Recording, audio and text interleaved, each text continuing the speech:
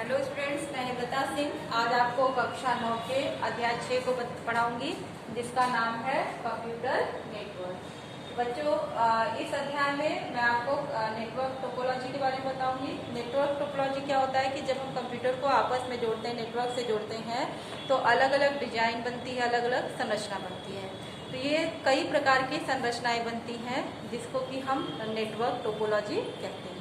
तो वैसे तो बहुत सारी संरचना है, लेकिन कुछ मुख्य संरचनाओं के बारे में आपको बताऊंगी। और जैसे बस टोपोलॉजी है, स्टार टोपोलॉजी है, रिंग टोपोलॉजी है, कम्प्लीटली कनेक्टेड टोपोलॉजी है। तो ये कंप्यूटर नेटवर्क में जो है भौगोलिक ये नेटवर्क टोपोलॉजी से तात्पर्य भौगोलिक व्यवस्था है, जिसके अंतर्गत नेटवर्क में उपस्थित विभिन्न कंप्यूटर एक दूसरे से संपर्क स्थापित करते हैं। तो सबसे पहले मैं आपको बस टोपोलॉजी के बारे में बताती हूँ। बस टोपोलॉजी में एक नेटवर्क तार होता है और इस नेटवर्क तार से ही सभी कंप्यूटर जो है जुड़े हुए होते हैं। इस तरह से कंप्यूटर जो है ये टी कनेक्टर के द्वारा जुड़े हुए होते हैं।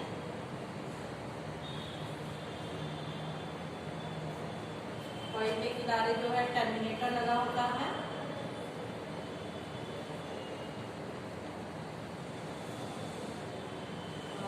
ये जो है ये कनेक्टर होता है।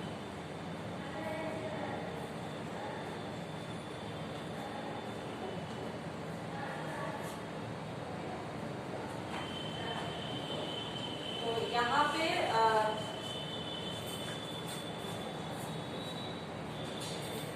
ये टी कनेक्टर के द्वारा कंप्यूटर को जोड़े जाते हैं। तो ये सबसे सरल टोपोलॉजी होती है, क्योंकि हम सिंपली कंप्यूटर को टी कनेक्टर के द्वारा जो है यहाँ पे जोड़ देते हैं।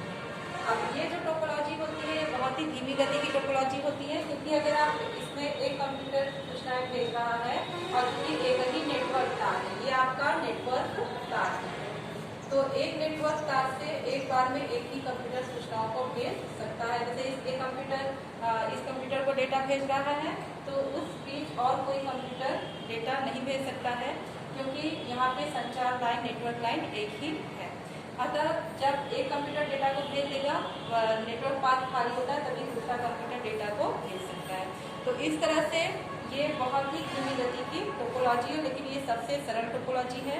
इसमें कंप्यूटर को हम आसानी से जोड़ सकते हैं और एक सस्ती टोपोलॉजी है।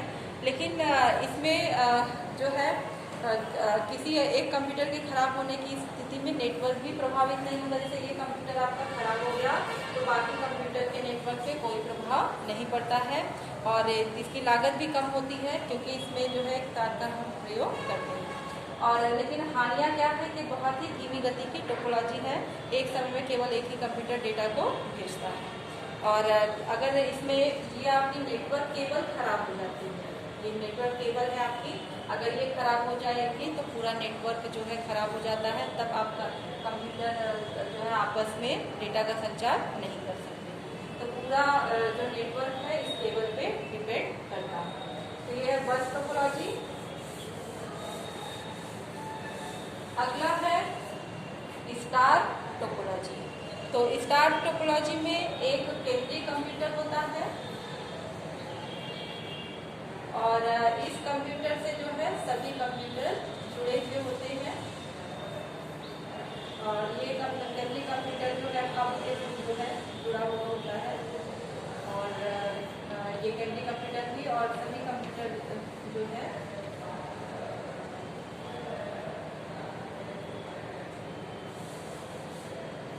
तरह से ये स्ट्रक्चर जो है स्टार का बनता है, इसीलिए इसको हम स्टार टोपोलॉजी कहते हैं। अब ये सभी कंप्यूटर क्लाइंट कंप्यूटर कहे जाते हैं और ये जो मेन कंप्यूटर होता है ये कहा जाता है सर्वर। जो सूचनाएं होती है सर्वर कंप्यूटर में स्टोर होती है, इस कंप्यूटर में स्टोर होती है और सभी कंप्यूटर जो है इस सर्वर से सूचनाएं लेते हैं। और ये सर्वर और ये जो कंप्यूटर ये सभी हब के द्वारा, हब डिवाइस के द्वारा जुड़े होते हैं। हब में कई छिद्र बने होते हैं जहाँ पे हम इन डिवाइसों को जोड़ते हैं। तो स्टार टोपोलॉजी में जो नेटवर्क की गति जो है बस टोपोलॉजी की अपेक्षा तेज होती है, क्योंकि हर क्लाइंट कंप्यूटर जो है ये सर्वर कंप्यूटर से अलग से कांटेक्ट कर सकता है और सर्वर कंप्यूटर कंप्यूटर सूचनाओं को प्रदान करता है। तो ये स्टार, इसको हम स्टार टोपोलॉजी कहते हैं, क्योंकि अगर हम स्ट्रक्चर देखते हैं, कई कंप्यूटर इस तरह से जुड़े होते हैं तो स्टार के शेप में दिखते हैं, इसलिए इसको स्टार टोपोलॉजी कहा जाता है। और इसकी गति जो है बस टोपोलॉजी की अपेक्षा तेज होती है, लेकिन इसमें इसकी लागत बस टोपोलॉजी की अपेक्षा अधिक होती है, क्योंकि यहाँ पे जितने कंप्यूटर आप जोड़ेंगे उतने तारों की आवश्यकता होती है। और हानि ये है कि यहाँ पे अगर आपको अगर सर्वर खराब हो जाता है तो कोई भी कंप्यूटर जो है गति जो भी किसी भी कंप्यूटर कोई भी कंप्यूटर जो है नेटवर्क के कार्य नहीं करेगा, पूरा नेटवर्क ही आपका खराब हो जाता है, पूरा नेटवर्क ही कार्य नहीं करता है। तो स्टार टोपोलॉजी जो है इसमें भी हम आसानी से हब के द्वारा दूसरे नोड को जोड़ सकते हैं। अब अगला है रिंग टोपोलॉजी। रिंग टोपोलॉजी में नेटवर्क केबल जो होती है वो एक गोल रिंग के समान होती है, जिसका पहला और आखिरी हिस्सा मिला हुआ होता है, और रिपीटर लगा के हम दूसरे कंप्यूटर को जो है जोड़ते हैं।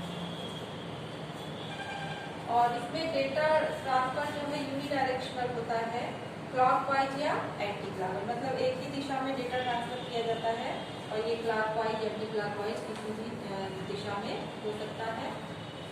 तो अगर आपको यहाँ हम इसमें भी कंप्यूटर को नेटवर्क से जोड़ना आसान होता है, और इसकी गति जो है तेज होती है, क्योंकि कंप्यूटर जो है नेटवर्क के रिंग के शेप में जुड़े होते हैं, इसीलिए इसको हम रिंग टोपोलॉजी कहते हैं। और ये रिपीटर लगा के हम जो है नोड्स को जोड़ते हैं, क्लाइंट कंप्यूटर को जोड़ते हैं। और डाटा का सर्कुलेशन जो है क्लॉकवाइज डायरेक्शन में होगा या तो एंटी क्लॉकवाइज डायरेक्शन में होता है।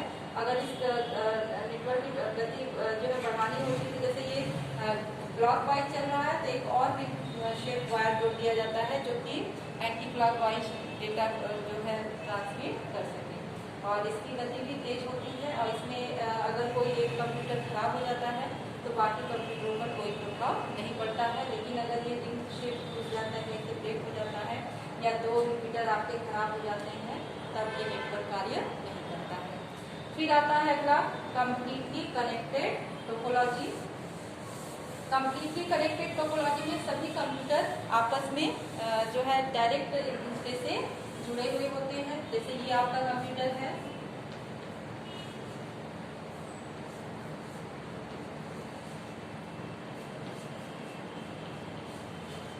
इसको हम मैश टोपोलॉजी भी बोलते हैं। ये सबसे महंगी और टोपोलॉजी है, लेकिन इसमें डाटा संचरण की गति जो है सबसे तेज होती है, क्योंकि प्रत्येक कंप्यूटर दूसरे से डायरेक्ट जुड़ा हुआ होता है। जैसे ये कंप्यूटर इन से जुड़ा है, अब ये कंप्यूटर इससे तो जुड़ा नहीं है, इससे भी डायरेक्ट जुड़ेगा, और इस कंप्यूटर से भी डायरेक्ट जुड़ेगा, और ये कंप्यूटर इससे जुड़ा हुआ है, इससे भी डायरेक्ट जुड़ेगा, इससे ऑलरेडी जुड़ा है।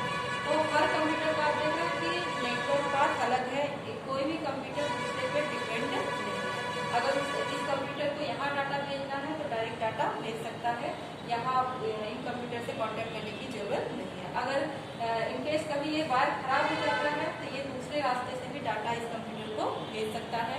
तो ये कहलाता है mesh topology, completely connected topology. Mesh topology इसलिए कहते हैं कि जब इस कंप्यूटर में जितने अधिक हम कंप्यूटर लेंगे उतने अधिक तारों की आवश्यकता होती है, और जो है इसलिए ये अधिक महंगी पड़ती है, और ये अधिक तार होने के कारण ये पूरा तारों का जाल सा दिखता है, इसीलिए इसको हम मैश टोपोलॉजी कहते हैं। और ये कम्प्लीटली कनेक्टेड टोपोलॉजी है, इसमें सभी कंप्यूटर एक दूसरे से डायरेक्ट जुड़े हुए होते हैं।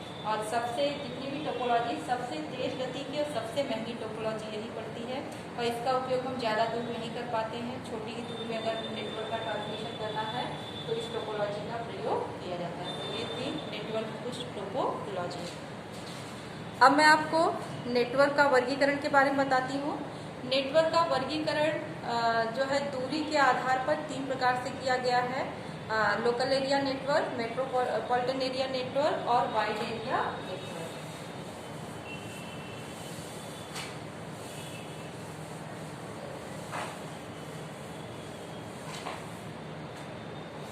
नेटवर्क का वर्गीकरण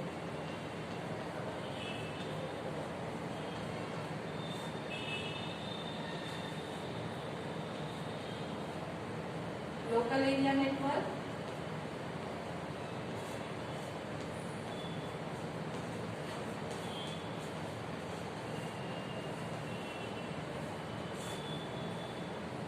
दूसरा मेट्रोपॉलिटन एरिया नेटवर्क,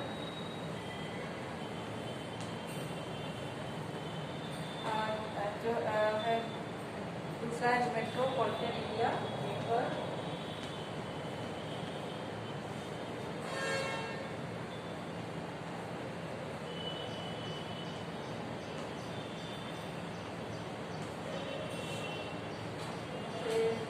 तीसरा है वाइड एरिया नेटवर्क।